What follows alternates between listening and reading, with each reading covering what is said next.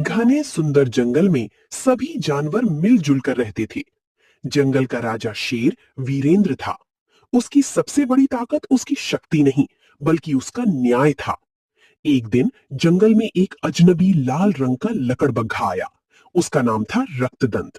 उसकी लाल चमकती खाल और डरावनी हंसी देखकर छोटे बड़े सभी जानवर घबरा गए। जंगल की सभा बुलाई गई।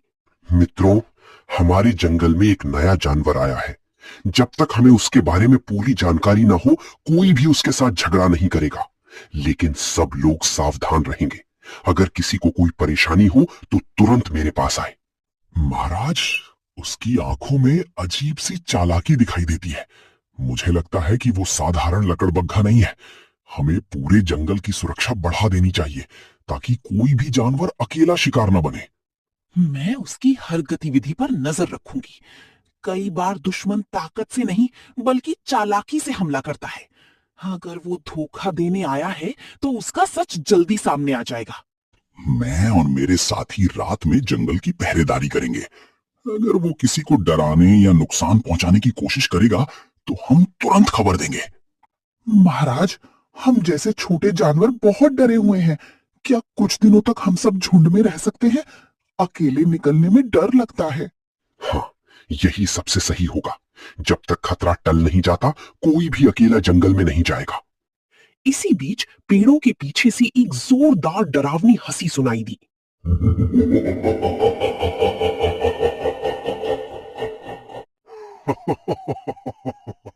तो पूरे जंगल की सभा सिर्फ मेरे लिए बुलाई गई है।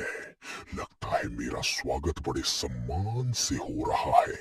लेकिन याद रखना, मैं किसी से डर कर नहीं जीता।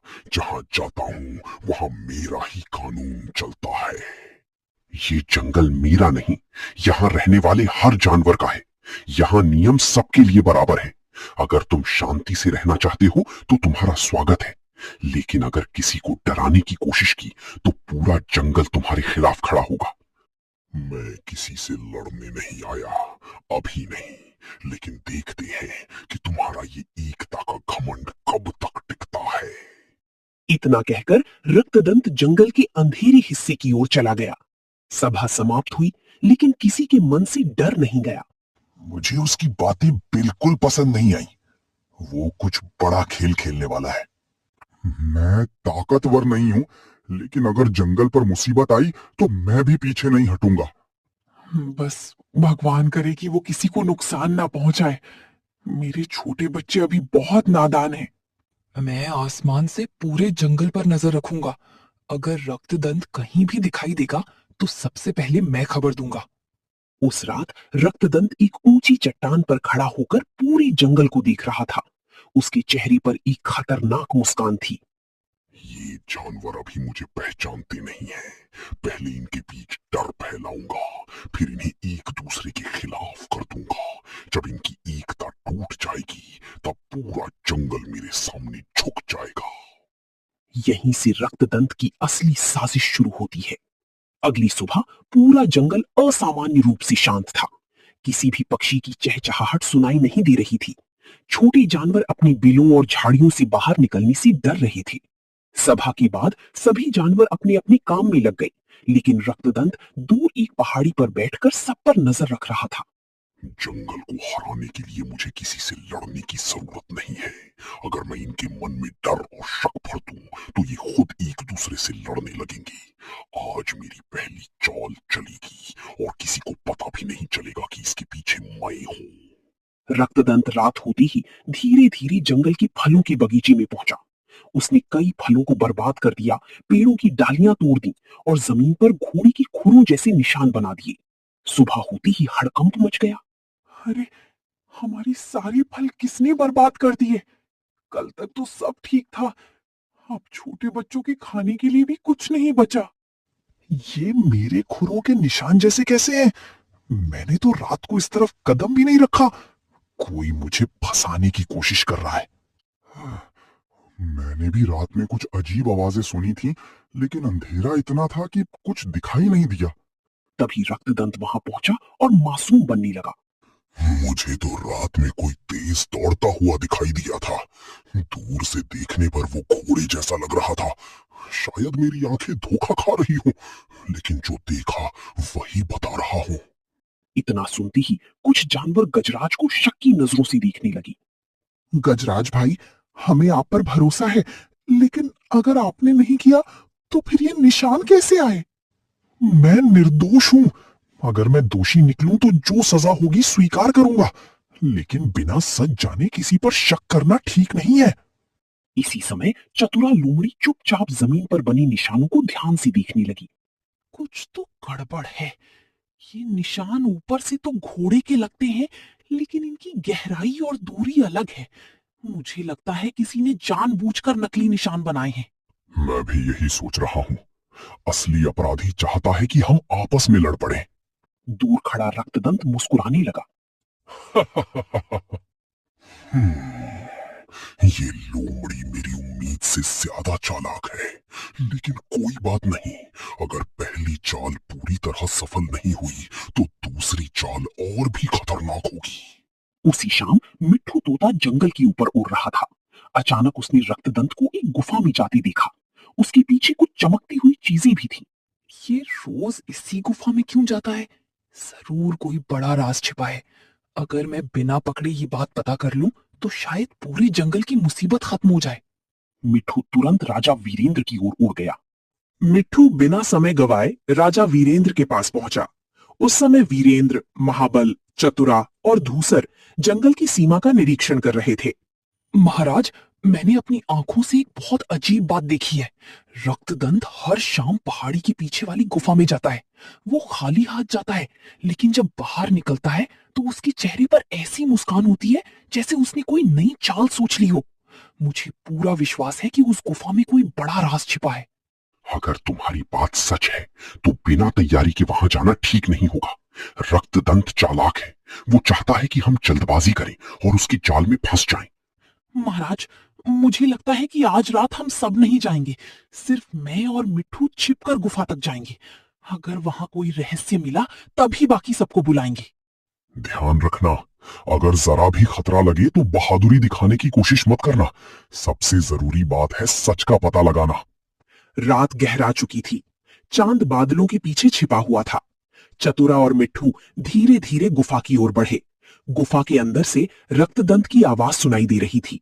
बस 2-3 दिन और फिर पूरा जंगल एक दूसरे पर शक करेगा। जब कोई किसी पर भरोसा नहीं करेगा तब मैं बिना लड़े इस जंगल का मालिक बन जाऊंगा। इतने में चतुरा ने देखा कि गुफा में लकड़ी के नकली घोड़े के खुर, बकरी के सींग और हिरन के पैरों के निशान बनाने वाले सांचे पड़े थे। अब समझ में आया, यही उन नकली निशानों का राज है। अचानक मिट्ठू के पंख से एक छोटा सा पत्थर नीचे गिर गया। टप! रक्तदंत तुरंत चौकन्ना हो गया। कौन है वहां? बाहर निकलो। चतुरा और मिट्ठू बिना समय गवाए तेजी से भाग निकले। रक्तदंत भी उनके पीछे दौड़ा, लेकिन घने जंगल में दोनों उसकी पकड़ से बच गए। सुबह होते ही जंगल में सभा बुलाई गई। महाराज, अब मुझे पूरा यकीन हो गया है कि फलों का नुकसान, नकली निशान और जानवरों के बीच फैल रहा शक, इन सब के पीछे सिर्फ रक्तदंत है। मैंने उसकी गुफा में सबूत देखे हैं। मैंने कहा था कि मैंने कुछ नहीं किया। अच्छा हुआ सच सामने आने लगा। अगर वो इतनी चालाकी कर सकता है तो आगे और भी बड़ा खेल खेलेगा। हमें अब पहले से ज्यादा सावधान रहना होगा। अब डरने से काम नहीं चलेगा। अगर हम सब साथ रहे तो कोई हमारा कुछ नहीं बिगाड़ सकता। तभी अचानक जंगल की दूसरे छोर से एक जोरदार चीख सुनाई दी। बचाओ, बचाओ! सभी जानवर आवाज की तरफ दौड़ पड़े। वहां पहुंचकर उन्होंने देखा कि गौरी बकरी का छोटा बच्चा गायब था और जमीन पर लाल रंग के कुछ बाल पड़े थे। रक्तदंत कहीं दिखाई नहीं दे रहा था। अब ये सिर्फ चालाकी का खेल नहीं रहा। अगर रक्तदंत ने किसी निर्दोष को नुकसान पहुंचाया है तो आज से पूरा जंगल उसकी तलाश करेगा। सभी जानवर एक साथ रक्तदंत की खोज में निकल पड़े। गौरी का छोटा बच्चा गायब होने की खबर पूरे जंगल में आग की तरह फैल गई। हर जानवर के चेहरे पर चिंता साफ दिखाई दे रही थी। राजा वीरेंद्र ने तुरंत सभा बुलाई। आज से हर साल इस दिन हम एकता दिवस मनाएंगे, ताकि आने वाली पीढ़ियां कभी ये ना भूलें कि जंगल की सबसे बड़ी ताकत किसी एक की शक्ति नहीं बल्कि सबकी एकता है। महाराज, मेरा बच्चा कहीं भी हो, मैं उसे वापस लेकर ही रहूंगी। अगर रक्तदंत ने उसे नुकसान पहुंचाया तो मैं कभी खुद को माफ नहीं कर पाऊंगी। घबराओ मत गौरी, जब तक हम सब साथ हैं उम्मीद जिंदा है। उधर रक्तदंत अपनी गुफा में बैठा जोर जोर से हंस रहा था। पूरा जंगल मुझे खोज रहा है, लेकिन उन्हें पता ही नहीं कि असली खेल क्या है। मैंने बकरी के बच्चे को मारा नहीं है, उसे सिर्फ छिपाया है। जब सारे जानवर उसे ढूंढते ढूंढते थक जाएंगे, तब मैं उसे वापस छोड़ दूंगा। वे एक दूसरे पर शक करेंगे और मैं आराम से अपना काम करता रहूंगा। इतने में गुफा के अंदर से एक धीमी आवाज आई। मुझे जाने दो, मैंने तुम्हारा क्या बिगाड़ा है? मेरी माँ बहुत परेशान होगी। डर मत छोटे, तुझे अभी कोई नुकसान नहीं होगा। तू सिर्फ मेरी चाल का एक मोहरा है। इधर मिट्ठू और चतुरा गुफा के पास पहुंच चुके थे। चतुरा दीदी, मुझे अंदर से किसी बच्चे की रोने की आवाज सुनाई दे रही। मैंने भी सुनी। इसका मतलब गौरी का बच्चा यही है। लेकिन अभी हमला करना ठीक नहीं होगा। पहले बाकी साथियों को बुलाते हैं। दोनों वापस लौटने ही वाले थे कि अचानक गुफा के बाहर सूखी टहनी टूट गई। रक्तदंत तुरंत बाहर निकल आया। कौन है? सामने आओ। कब तक छिपते रहोगे? चतुरा और मिट्ठू तेजी से झाड़ियों में छिप गए। रक्तदंत ने काफी देर तक चारों तरफ देखा, लेकिन कोई दिखाई नहीं दिया। लगता है कोई मेरी गुफा तक पहुंच चुका है। अब मुझे जल्दी अपना अगला कदम उठाना होगा। उसी समय धूसर भेड़िया और महाबल हाथी भी वहां पहुंच गए। चतुरा, क्या खबर मिली? चिंकू इसी गुफा में है, लेकिन बिना योजना के हमला करेंगे तो रक्तदंत उसे ढाल बना सकता है। तो फिर आज रात कोई हमला नहीं होगा। हम पूरी तैयारी के साथ आएंगे। इस बार रक्तदंत के बचने का कोई रास्ता नहीं होगा। दूर गुफा के अंदर बैठा रक्तदंत मुस्कुरा रहा था। उसे अभी तक ये नहीं पता था कि पहली बार पूरा जंगल उसकी चाल समझ चुका है। रात गहरा चुकी थी। जंगल के सभी जानवर चुपचाप गुफा से कुछ दूरी पर छिपे हुए थे। किसी को भी आवाज करने की अनुमति नहीं थी। चतुरा ने धीरे से योजना समझाई। सुनो सब लोग, रक्तदंत बहुत चालाक है। अगर उसे जरा भी शक हुआ कि हम सब यहाँ हैं, तो वो चिंकू को लेकर दूसरी जगह भाग जाएगा। इसलिए महाबल गुफा का रास्ता बंद करेंगे। धूसर पीछे की पहाड़ी पर रहेगा। मिट्ठू ऊपर से नजर रखेगा और महाराज सही समय पर सामने आएंगे। याद रखना, पहले चिंकू को बचाना है, उसके बाद रक्तदंत को पकड़ना है। मैं अपनी पूरी ताकत से गुफा का दूसरा रास्ता बंद कर दूंगा। इस बार वो भाग नहीं पाएगा। मेरे साथी चारों तरफ फैले हुए हैं। अगर वो जंगल की ओर भागा तो हम उसका पीछा नहीं। गुफा के अंदर। तुम मुझे कब छोड़ोगे? मेरी माँ हर दिन रोती होगी। क्या तुम्हारे दिल में जरा भी दया नहीं है? दया? जंगल पर राज करने वाले दया नहीं करते, वे डर पैदा करते हैं। जब सब मुझसे डरेंगे तभी मैं सबसे ताकतवर कहलाऊंगा। तभी गुफा के बाहर वीरेंद्र की जोरदार दहाड़ गूंजी।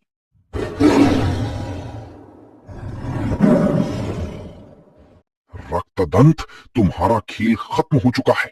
चारों तरफ से तुम घिर चुके हो। अगर बिना लड़ाई के चिंकू को छोड़ दोगे तो तुम्हें अपनी बात रखने का एक मौका मिलेगा।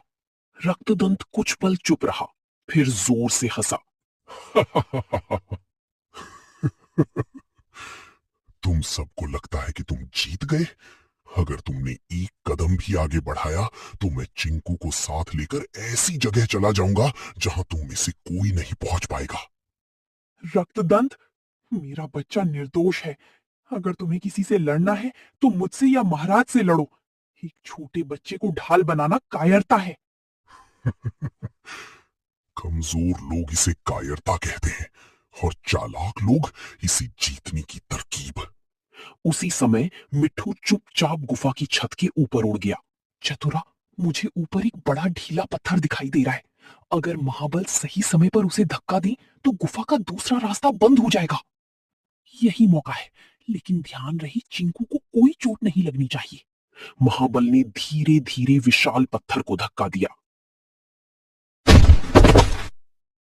गुफा का पिछला रास्ता पूरी तरह बंद हो गया। रक्तदंत चौंक गया। नहीं, ये कैसे हो गया? अब उसके पास केवल सामने वाला रास्ता बचा था, जहां वीरेंद्र और बाकी जानवर पहले से खड़े थे।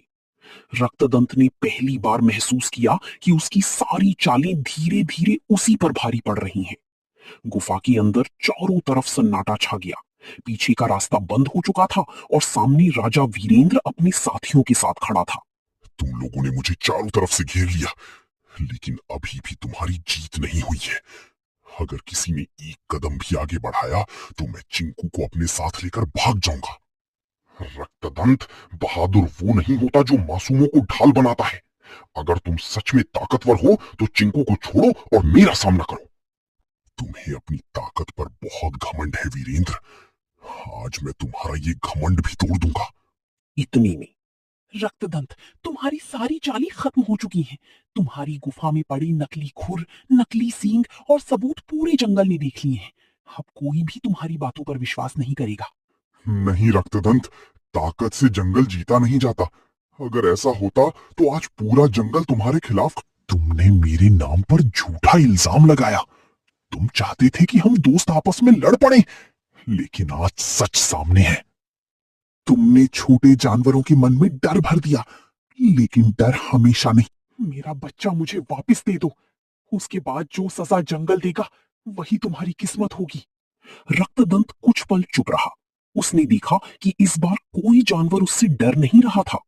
अचानक उसने चिंकू को धक्का देकर बाहर फेंका और पूरी ताकत से वीरेंद्र पर झपट पड़ा। लेकिन वीरेंद्र पहले से तैयार था। दोनों के बीच जोरदार मुकाबला शुरू हो गया। रक्तदंत बार बार हमला करता, लेकिन वीरेंद्र हर बार उसका वार रोक देता। उसी समय महाराज सावधान! रक्तदंत पीछे हटकर भागने लगा, लेकिन सामने धूसर और उसके साथी भेड़िए खड़े थे। दूसरी ओर गजराज और भोला रास्ता रोक चुके थे।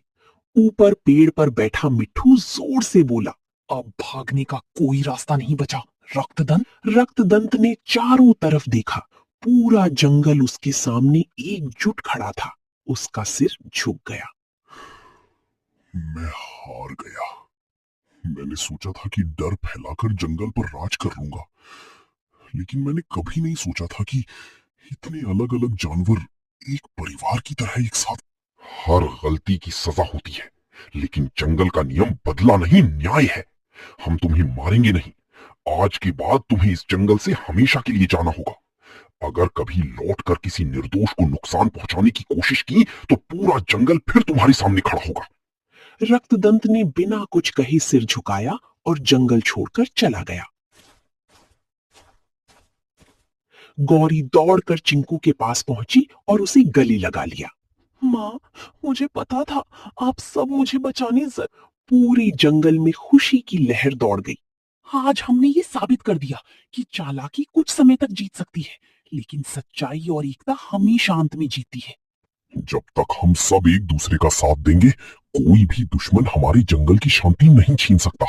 आज से हर साल इस दिन हम एकता दिवस मनाएंगे, ताकि आने वाली पीढ़ियां कभी ये ना भूलें कि जंगल की सबसे बड़ी ताकत किसी एक की शक्ति नहीं, बल्कि सबकी एकता है। सभी जानवर खुशी से झूम उठे। उस दिन के बाद जंगल में फिर कभी किसी ने लाल लकड़बग्घे का आतंक नहीं देखा। अगर आपको हमारी कहानी पसंद आई तो अभी चैनल को सब्सक्राइब करें और बेल आइकन दबाना बिल्कुल मत भूलिए। हर नई कार्टून कहानी सबसे पहले देखने के लिए हमारे साथ जुड़े रहें। मिलते हैं अगली मजेदार कहानी में।